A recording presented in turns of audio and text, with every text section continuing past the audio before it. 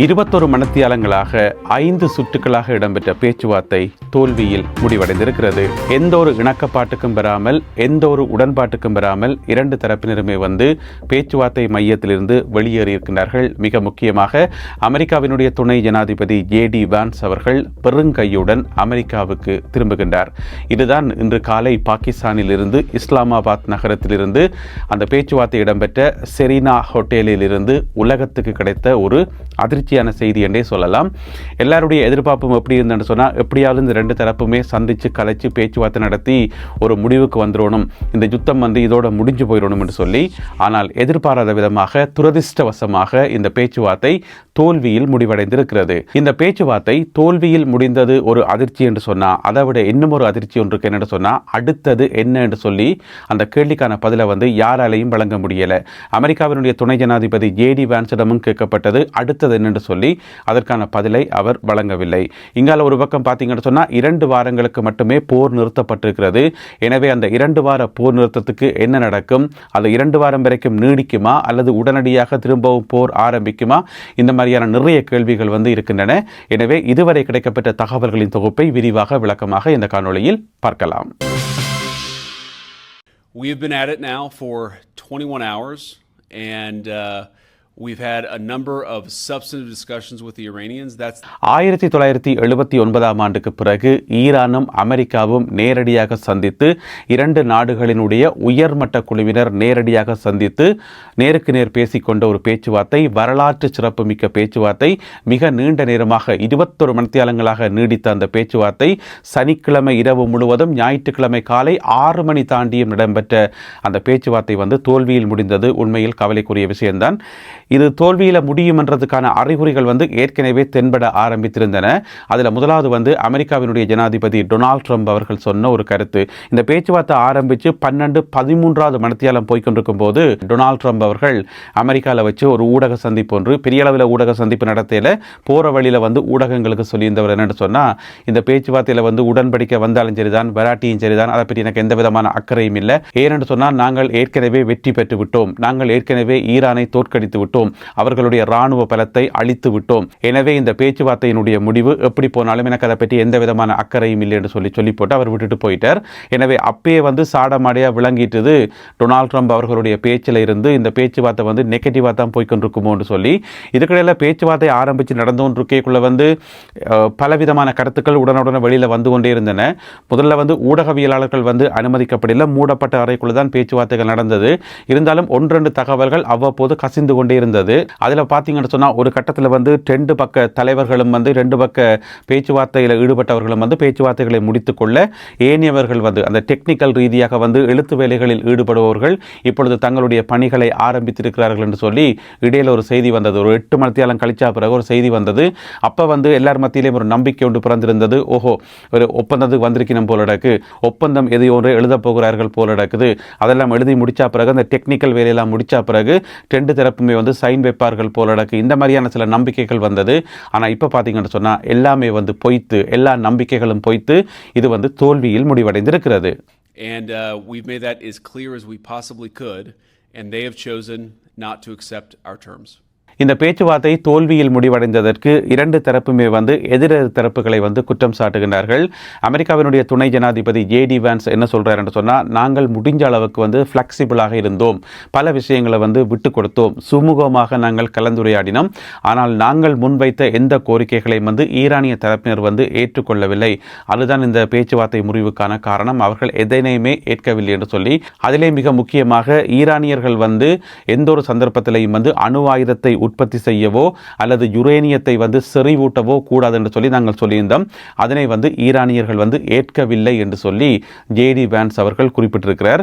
இதில் ஈரான் தரப்பில் ஏற்கனவே சொல்லப்பட்டது, நாங்கள் யுரேனியத்தை செறிவூட்டாமல் எல்லாம் நிப்பாட்ட மாட்டோம், நீங்கள் சொல்கிற மாதிரி இந்த 60% தாண்டி போகிறது, 80%, 90% அதைத்தான் நாங்கள் செய்யாமல் தவிர்ப்போமே தவிர, மற்றபடி வேறு தேவைகளுக்காக இப்போ யுரேனியத்தை செறிவூட்டி வேறு எத்தனையோ வேலைகள் செய்யலாம் தானே, அதெல்லாம் நாங்கள் செய்வோம் என்று சொல்லி. ஆனால் அமெரிக்கா வந்து ஒரேபடியாக நின்றது இல்லை யுரேனியத்தை வந்து நீங்கள் தொடவே கூடாது, யுரேனியம் என்ற சொல்லையே நீங்கள் மறந்துடணும். இந்த மாதிரி வந்து அமெரிக்கா வந்து கடும் பிடியாக நின்றது. யுரேனியத்துக்கும் ஈரானுக்கும் எந்த விதமான சம்பந்தமே இருக்கக்கூடாதுன்னு சொல்லி. ஆனால் நான் நினைக்கிறேன் அதை வந்து ஈரான் வந்து ஏற்றுக்கொள்ளல என்று சொல்லி. ஏன்னு சொன்னால் யுரேனியத்தை வந்து செறிவூட்டி வேறு வேலைகள் எல்லாம் செய்ய முடியும்.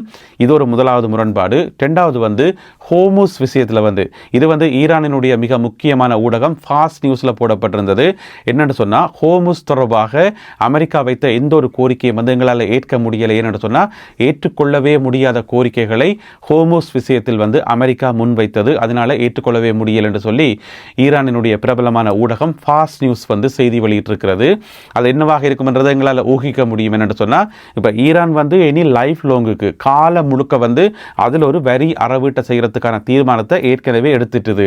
எப்படி வந்து சுயஸ் கால்வாயை கடக்கிற ஒவ்வொரு கப்பலும் வந்து எகிப்து நாட்டுக்கு வந்து வரி செலுத்தணுமோ, எப்படி வந்து பனாமா கால்வாயை கடந்து போகிற ஒவ்வொரு கப்பலும் வந்து பனாமா நாட்டுக்கு வந்து வரி செலுத்தணுமோ, அதே போல இனி ஹோர்முஸ் நீரிணையை தாண்டி போகிற ஒவ்வொரு கப்பலுமே வந்து ஈரானுக்கு வரி செலுத்தணும்.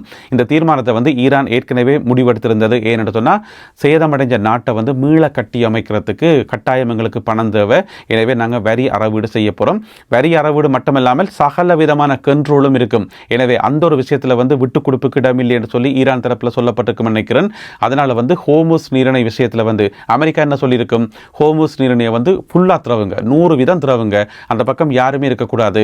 பிப்ரவரி மாதம் 28 முதல் எப்படி இருந்துச்சதோ அதே மாதிரியே ஹோர்முஸ் நீரிணை இருக்கணும் என்றதான் அமெரிக்காவினுடைய கோரிக்கையாக இருந்திருக்கும்.